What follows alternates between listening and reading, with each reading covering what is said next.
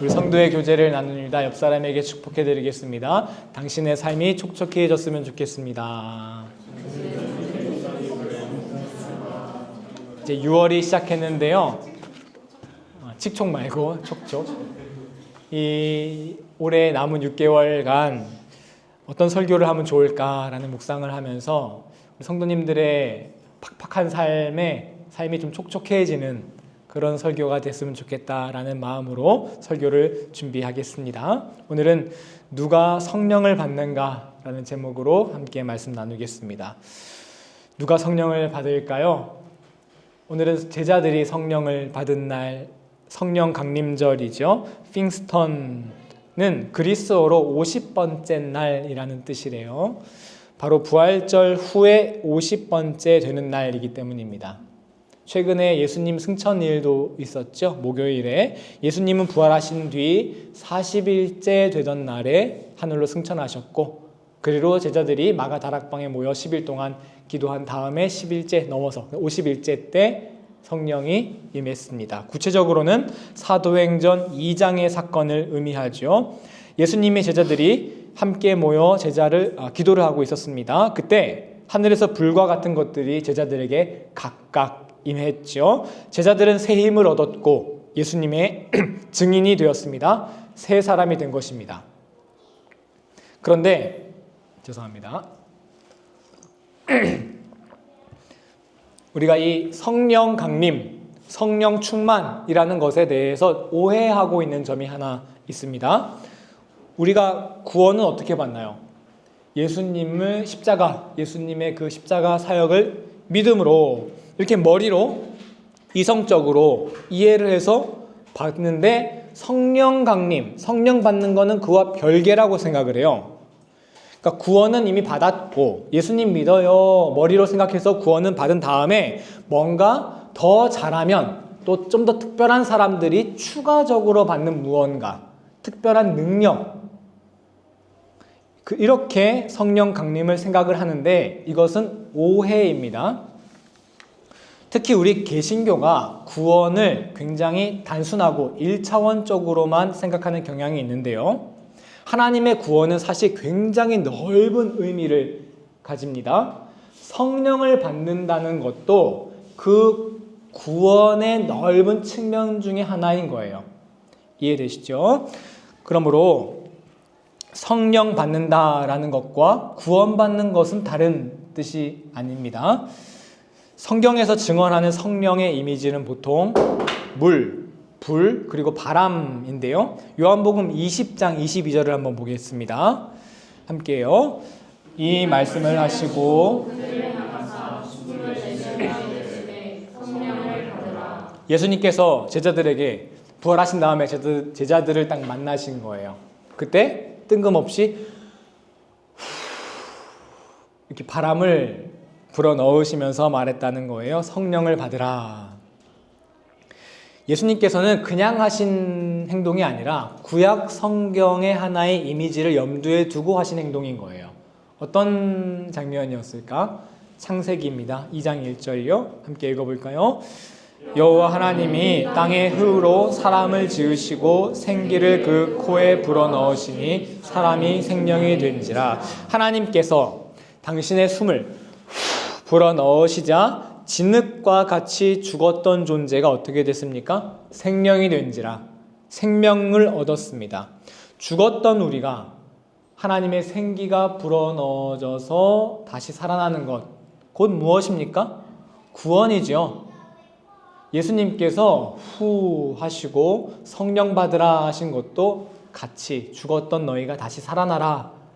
결국 성령 받는 것과 구원은 다른 뜻이 아니라는 것입니다. 지난주 말씀 본문이었던 요한복음 3장도 이와 같은 맥락인데요. 요한복음 3장 5절을 한번 보겠습니다. 읽어볼게요. 예수께서 대답하시되 진실로 진실로 내게 이르노니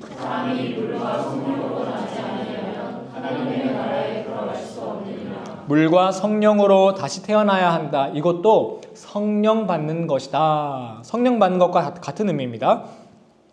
물과 성령으로 다시 태어나야 한다. 이것도 예수님이 그냥 마음대로 하신 말씀이 아니라요, 구약의 한 이미지를 따와서 하신 말씀이에요. 물과 성령으로 다시 태어나는 것. 어떤 이미지일까? 바로 오늘 여러분이 읽으신 에스겔서의 말씀입니다.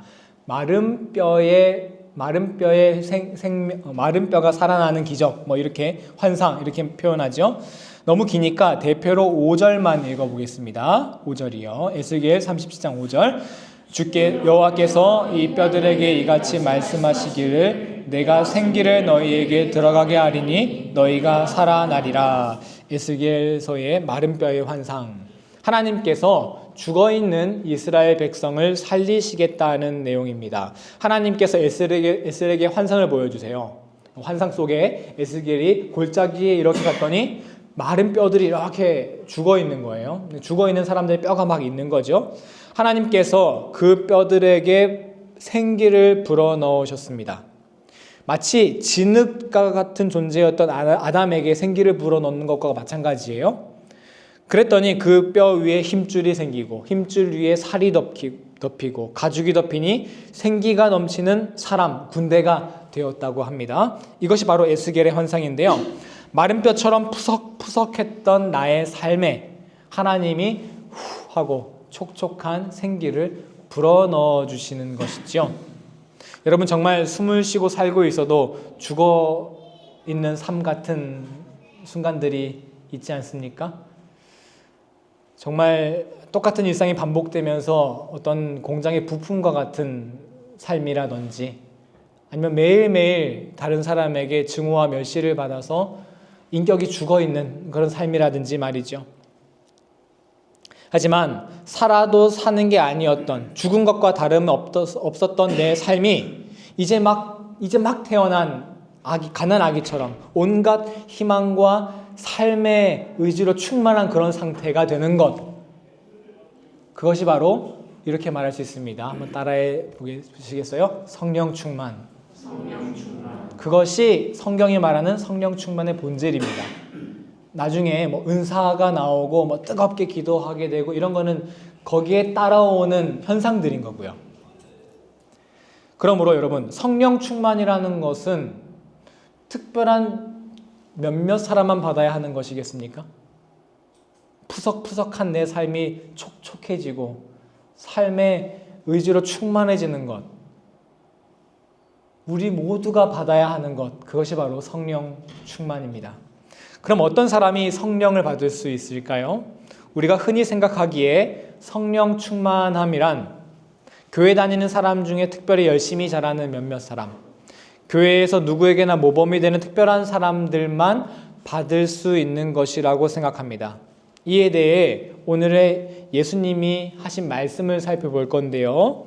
지난주 설교 내용이죠. 예수님과 디고데모의 이야기에서요. 예수님께서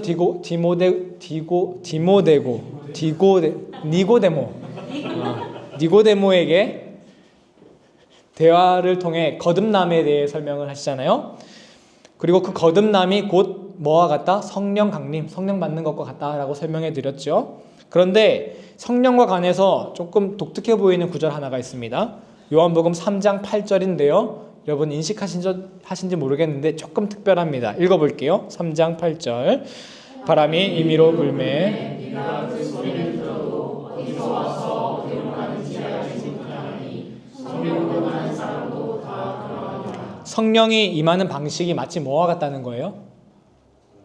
바람과 같다는 거예요. 바람처럼 성령이 임한다. 여러분, 바람이 어떻게 봅니까? 여러분, 예배 마치고 우리가 뭐 어디 소풍 간다고 쳐봐요. 그러면 다 같이 나가는데 목사인 저한테 먼저 불고 나서 그 다음에 일반 성도분들께 불고 그러나요? 아니면은 어디 교회 오래 다닌 사람들에게 먼저 불고 초신자들에게 나중에 불고, 좀 모범적으로 교회 생활 열심히 하고 뭐 믿음 충만한 사람에게 먼저 불고 아닌 사람에게 나중에 불고, 그런 거 아니죠? 예수님께서 이 말씀을 당신의 제자들이 아닌 니고데모에게 하신 것이 중요한데요. 왜? 예수님의 제자들은 어떤 사람들이었어요? 그 당시에는 종교적으로도 신분적으로도 아주 별 볼 일 없는 사람들이었어요. 하지만 니고데모는 어떤 사람입니까? 율법으로는 바리새인, 성경 박사에다가 지위로는 유대인들의 지도자였습니다. 구원을 받는 데는 분명히 단계가 있고 질서가 있고 체계가 있다고 생각했을 겁니다. 율법 박사인 니고데모는 자기가 당연히 우선순위에 있다고 생각했겠죠. 우리가 다 속으로, 겉으로는 아닌 것 같지만 속으로는 다 그렇게 생각하게 되거든요. 여러분, 이 중에서 누가 어떤 성령 충만함을 받는다면, 성령 강림을 받는다면 누가 가장 먼저 받을 것 같으세요? 그래도 목사님이 먼저 받아야지. 이런 무의식으로 좀 있거든요. 그런데 말씀드렸죠. 바람처럼 밖에 나갈 때 저한테 먼저 바람 부는 거 아니잖아요. 모르는 일이죠. 우리가 바람이 어디서 와서 불고 어디로부터 가는지 알 수 있습니까? 언제 부는지. 즉 성령은 성령으로 태어나는 것, 우리가 거듭나는 것은 마치 바람 부는 것 같다. 즉 인간들의 질서, 체계, 관습 이런 것에 얽매이지 않는다는 것이지요. 오늘 이 말씀을 통해 하나님께서 주신 메시지는 분명합니다. 진리는 이것입니다. 하나님을 만나는 것, 성령님을 체험하는 것은 꼭 교회 오래 다니고 종교적으로 깊은 사람만 경험할 수 있는 것이 아니라는 것입니다. 나는 별로 신앙이 깊은 사람이 아니야. 나는 어떻게 독실하게 어디 이렇게 신앙인이 될 수 없는 사람이야. 스스로 그렇게 생각하시는 분들이 계세요. 하지만 그런 건 전혀 하나님을 만나는데 장애물이 되지 않는다는 것입니다. 바람이 장애물 조금 있다고 안 붑니까? 오히려 그 장애물 뒤에 숨었다가 막 돌풍이 불고도 그러잖아요.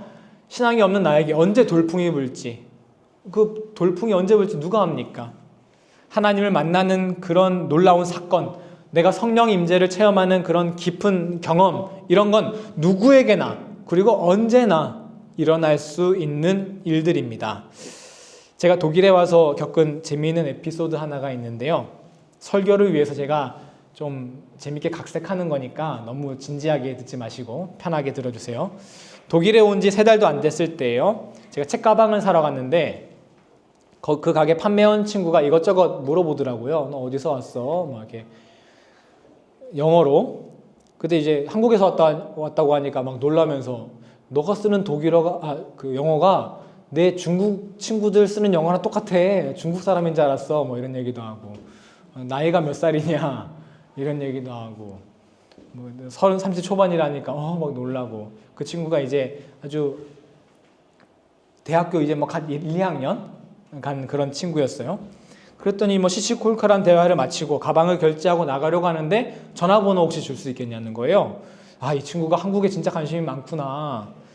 저도 현지인 친구 사귀면 독일어도 빨리 늘 수 있고 좋잖아요. 그래서 탄덴 파트너가 생겼다 이런 마음으로 전화번호를 교환했어요. 그 다음에 2번, 3번 만났는데 이 친구가 자꾸 팔짱을 끼는 거예요. 여자였습니다, 참고로. 팔짱을 껴가지고 남자가 팔짱을 끼진 않았어요. 그래서 이거 뭔가 수상하다. 그때 어떤 생각 들었냐면 이거 정신 똑바로 차려야 되겠다. 이러다가 내가 사기당한다. 어디 속아 넘어간다. 그런데 그 다음에 자꾸 이 친구 자기 집에 오라는 거예요.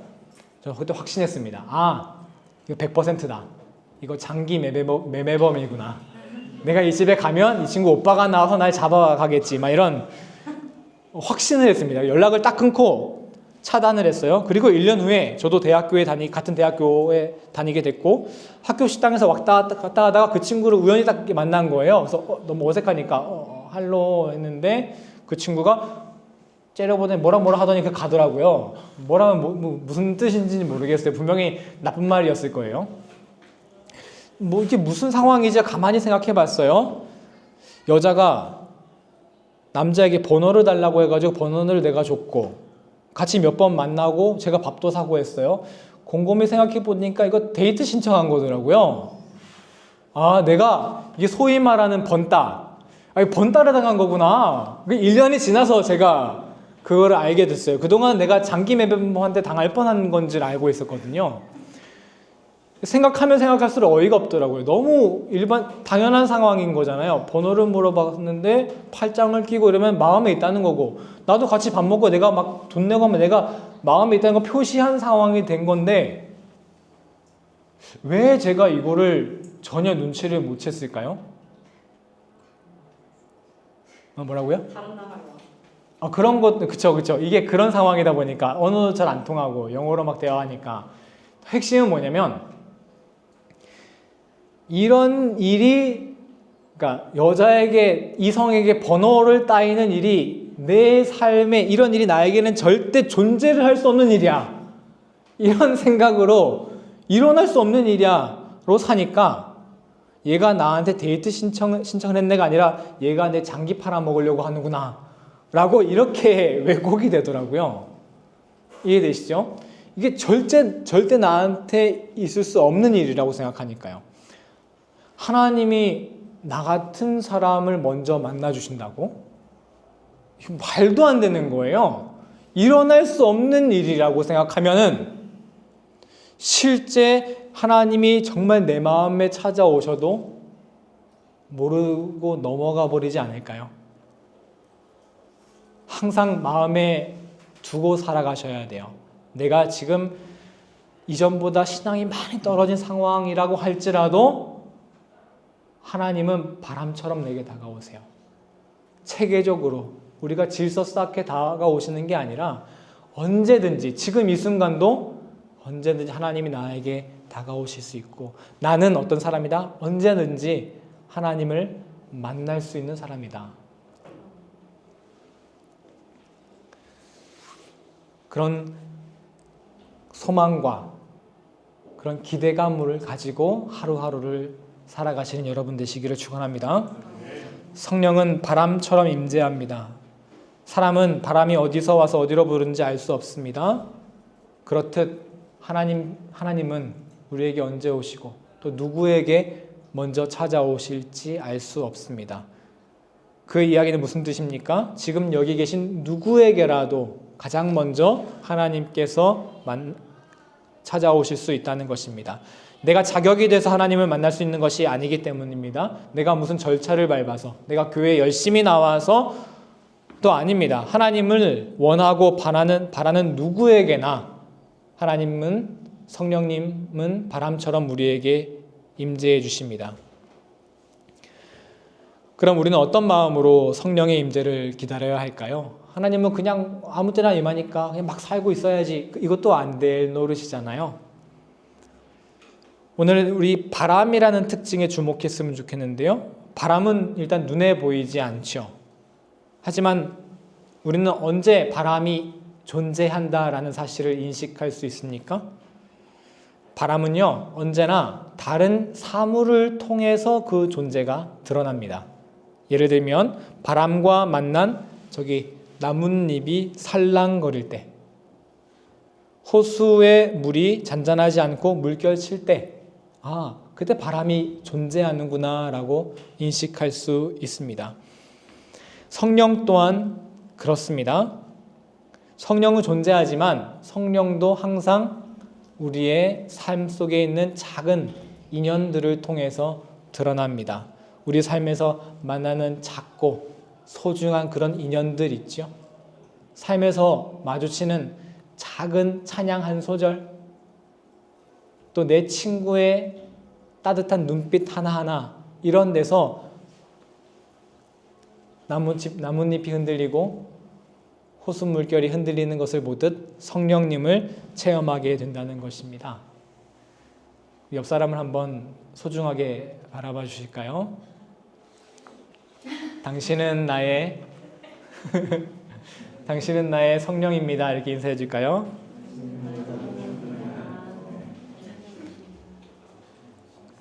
내 주변의 인연들, 사람뿐만 아니라 작고 소중한 모든 것들, 그런 것들 하나하나 그냥 지나치지 않고 아껴주고 소중히 여기며 살아갈 때 내 안에 찾아오신 성령님을 우리는 만날 수 있을 것입니다.